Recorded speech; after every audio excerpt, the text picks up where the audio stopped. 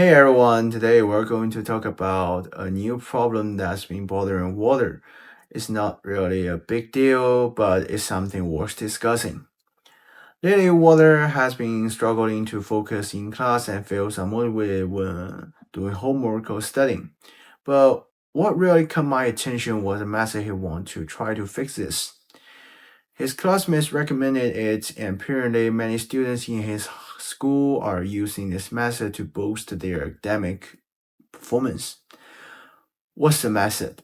You might have heard of it, taking medication like Adderall. Honestly, I was pretty shocked when I heard of this, so I looked it up. Adderall is a prescription drug mainly used to treat ADHD and narcolepsy.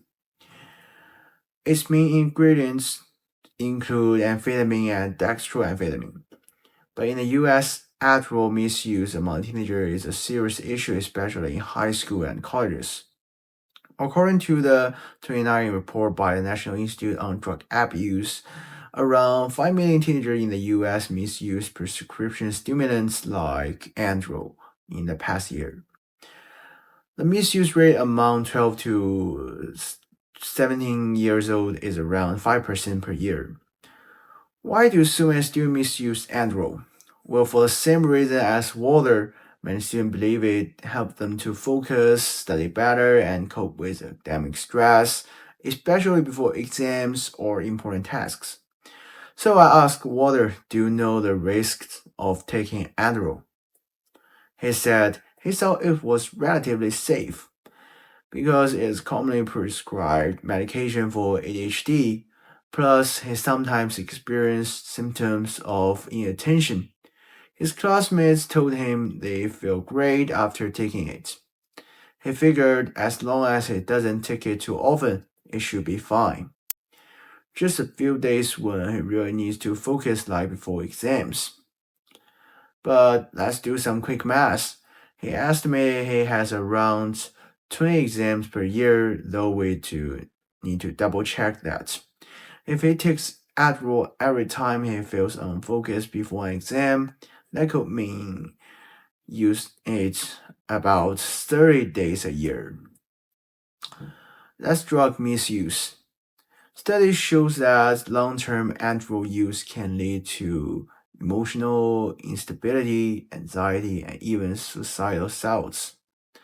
It will cause high heart rate and weight loss. Over time, it can cause serious cardiovascular problems. So I told Water, if you don't want to develop heart disease or high blood pressure at young age, you should seriously consider this.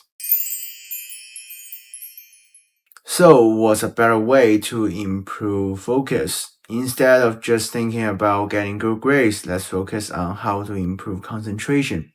Because without focus, good grades are impossible. I mentioned before in the past video that about one third to half of our daily actions are habitual. As Einstein once said, we are what we rapidly do. Excellence then is not an act but a habit. The real issue with lack of this focus is that we can't concentrate when we need to or we can't sustain our attention long enough. This is exactly what's happening with water. If we don't correct it now, it could become a bad habit, which will be much harder to fix later. So here are some simple but effective ways to improve focus. They might seem small, but they are not always easy to stuck with. First, get enough sleep. If you are struggling to finish homework, improve your time management instead of sacrificing sleep. Second, exercise regularly. Physical activity reduces stress and improves concentration. If you are sick, like with a cold, your focus will drop, so staying healthy is key. Then focus on one task at a time. Multitasking seems efficient, but switching between tasks actually wastes time and drains mental energy. Over time, it leads to more stress and fatigue. Water found this part especially interesting but didn't know where to start. So I gave him these tips. Set clear priorities, make a to-do list, and tackle tasks one by one. Eliminate distractions, put away your phone, iPad, turn off notification, and block social media. Use time blocks.